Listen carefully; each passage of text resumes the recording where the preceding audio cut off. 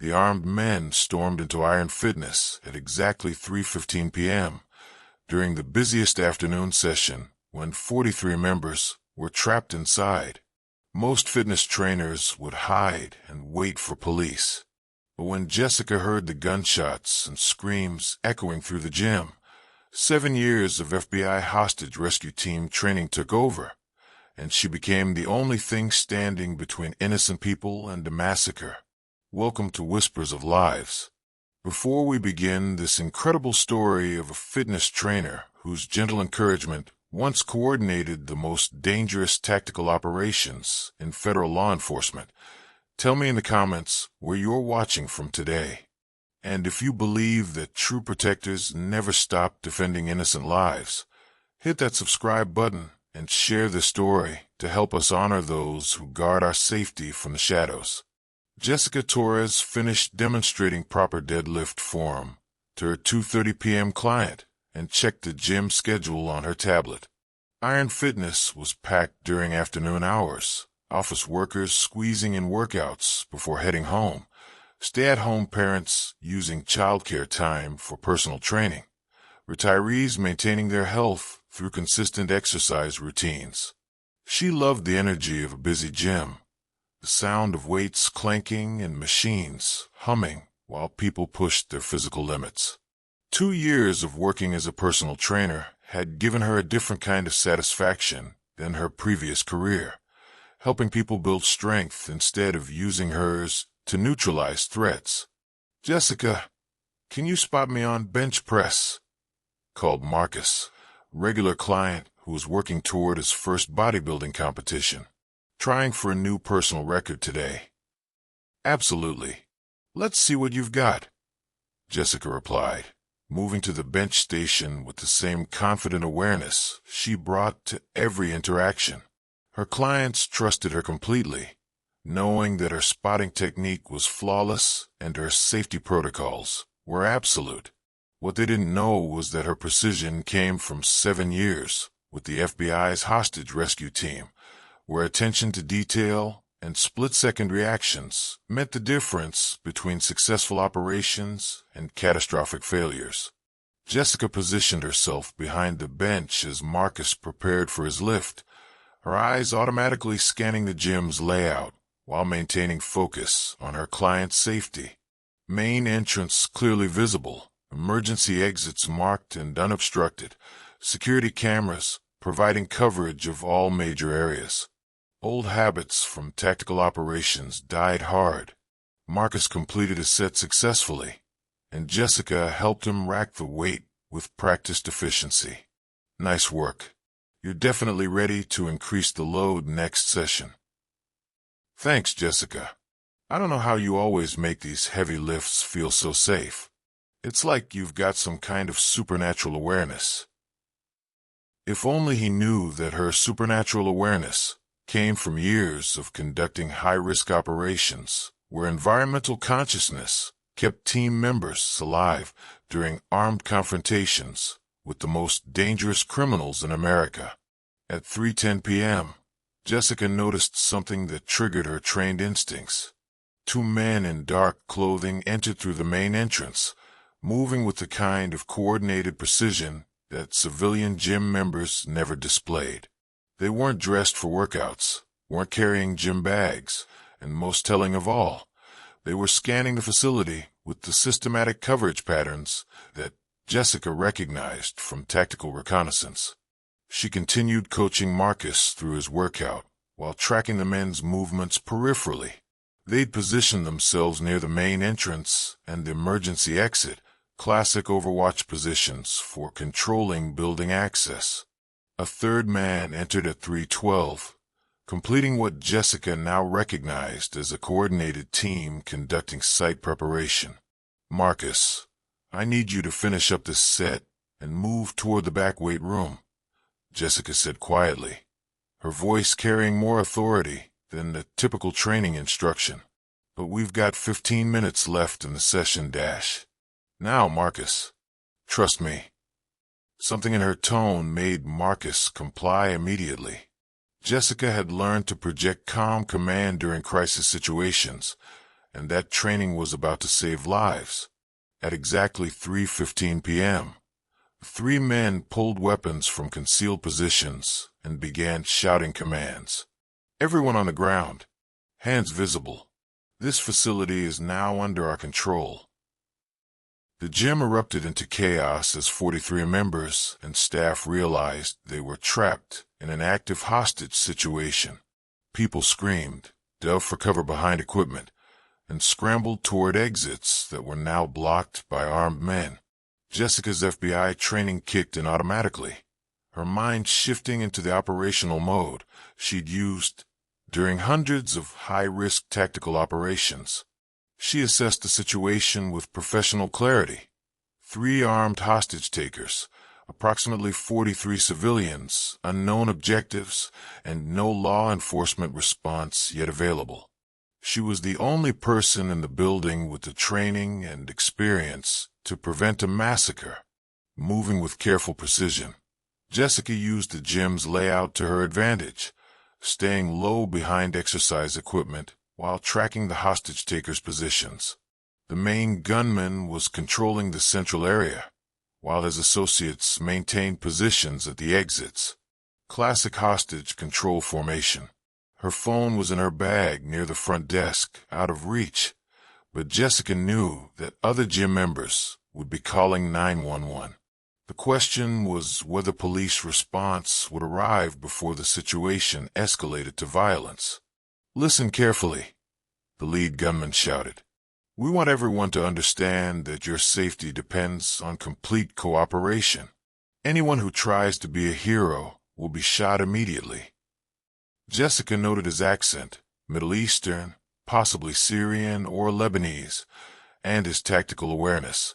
These weren't random criminals or mentally unstable individuals. This was a coordinated operation with specific objectives, which made them infinitely more dangerous. She needed to act before they began executing hostages to demonstrate control. Moving carefully through the weight room, Jessica reached the equipment storage area where Iron Fitness kept maintenance supplies and emergency equipment. Her hands found what she was looking for: a fire extinguisher that could serve as both weapon and concealment device. The nearest hostage taker was positioned 15 feet away, controlling the emergency exit while maintaining visual contact with the main group.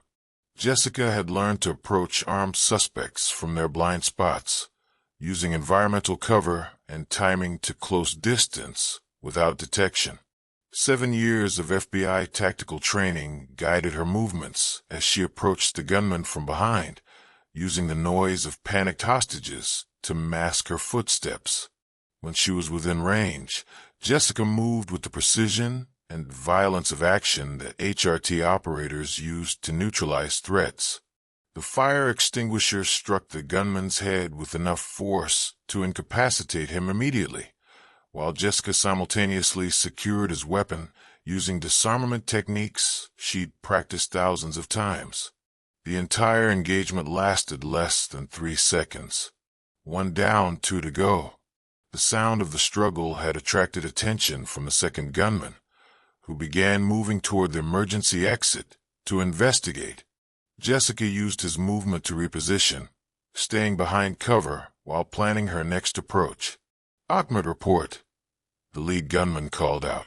When Ahmed didn't respond, the leader became agitated, shouting commands in Arabic to his remaining partner while scanning the gym for threats. Jessica realized she had maybe 30 seconds before they began shooting hostages to regain control of the situation. She needed to end this immediately. The second gunman was moving cautiously toward Ahmed's last position, his weapon ready but his attention focused on the wrong areas. Jessica had learned to exploit tunnel vision during HRT operations, using suspects' fixation on obvious threats to approach from unexpected angles.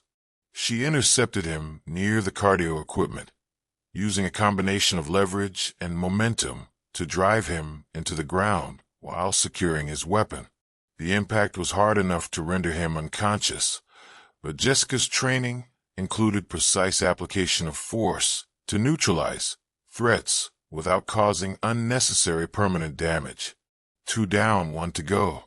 The lead gunman realized his team was being systematically eliminated by someone with professional training. Instead of panic, he responded with tactical discipline, using hostages as human shields while scanning for his attacker. "I know you're out there," he shouted. "Show yourself or I start executing people." Jessica knew he would follow through on the threat. Her HRT experience had taught her to read behavioral indicators that separated bluffs from genuine intentions, and this man was prepared to kill innocent people to regain control. She needed a different approach. "I'm here," Jessica said, stepping into view with her hands raised. "Federal agent. Let's talk." The gunman's eyes widened slightly as he processed her appearance, a fitness trainer who moved and spoke like law enforcement. "You're not FBI. You're too young, wrong profile. 7 years, hostage rescue team. I know how this ends if we don't find a solution." Jessica was buying time, allowing the tactical dialogue techniques she'd learned to create psychological pressure while law enforcement arrived. But she was also positioning herself for a final engagement if negotiation failed. "You've killed my partners. Unconscious, not dead. They'll wake up with headaches and federal charges, but they'll live. Same option I'm offering you." The gunman's radio crackled with transmissions in Arabic, probably coordination with external elements. This was part of a larger operation, which meant more threats were coming. "Your backup is still 10 minutes away," the gunman said with confidence. "I can kill a lot of people in 10 minutes. Maybe, but you'll be dead in the first 30 seconds if you try." Jessica's voice carried the absolute certainty of someone who'd survived hundreds of life-or-death confrontations. The gunman heard that certainty and understood that he was facing a professional who wouldn't hesitate to use lethal force. But he was also committed to his mission, whatever it was. "Then we die together," he said, raising his weapon toward the nearest hostage. Jessica moved faster than conscious thought. 7 years of tactical training, compressing into a single moment of action. She covered the distance between herself and the gunman in less than 2 seconds, using techniques designed to close range against armed opponents before they could effectively respond. The engagement was brief and decisive. Jessica's training in close-quarters combat gave her advantages in leverage, timing, and technique that the gunman couldn't match. Within moments, all 3 hostage-takers were secured and all hostages were safe. Police tactical teams arrived 6 minutes later to find Jessica calmly administering first aid to the unconscious suspects, while gym members provided witness statements. The scene was controlled, evidence was preserved, and there were no casualties among the 43 people who'd been trapped inside. "Ma'am, I'm Captain Rodriguez, SWAT Commander. Can you identify yourself?" Jessica looked at the tactical officers surrounding her, remembering when she'd been on their side of the operation. Jessica Torres, former FBI hostage rescue team. These 3 were conducting a coordinated hostage operation with unknown objectives. Captain Rodriguez stared at her, trying to reconcile the woman in workout clothes with someone capable of neutralizing 3 armed terrorists single-handedly. "Former FBI. Ma'am, how long since you've been active?" 2 years retired, but some training doesn't fade. The investigation would continue for weeks, revealing connections to international terrorist networks and plans for coordinated attacks on multiple civilian targets. Jessica's intervention had prevented not just one hostage situation, but had disrupted an entire operation that would have killed hundreds of people across the region.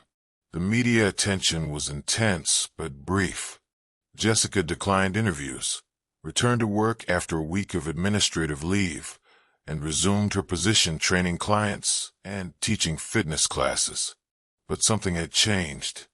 Word spread quietly through law enforcement networks, then through federal agencies, then through the fitness industry. The woman teaching cardio classes at Iron Fitness wasn't just another personal trainer trying to help people stay healthy.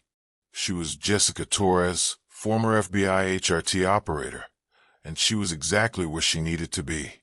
3 months later, Jessica received a call from her former FBI supervisor. "Jessica, we've got a situation that requires someone with your specific experience. Interested in consulting work?" Jessica looked around the gym where she'd found peace and purpose after leaving federal law enforcement. But she also thought about the 43 people who were alive because she'd been there when they needed protection. What kind of situation? The kind where innocent people need someone who remembers how to fight back. Jessica smiled, understanding that some missions never really end, and some training was too valuable to keep buried forever. "Send me the details." Because sometimes the most important tactical operations happen in fitness centers, conducted by personal trainers who remember how to neutralize threats and save lives. Sometimes protecting people means trading federal badges for gym uniforms and keeping watch while people pursue their dreams of better health. Jessica Torres had spent 2 years trying to forget that she was one of the FBI's most elite tactical operators. But protecting innocent people wasn't something you retired from. It was something you carried forward, whether in federal raid gear or workout clothes.